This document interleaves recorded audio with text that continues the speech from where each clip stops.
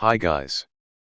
Today, I'm going to show you how to delete Windows.old files in a C drive, which will help free up memory and increase the C drive's capacity. When you upgrade the Windows version of your computer, when you have completed L upgrade, there is a Windows.old folder in your C drive, which you can't delete using the usual deletion method.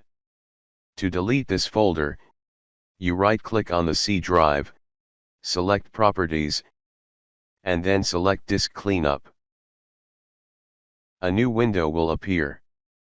You select Cleanup System Files, wait for the scanner to remove the files, and in the file box to delete, you drag down the heart and tick Select in the previous Windows installation, and then select OK.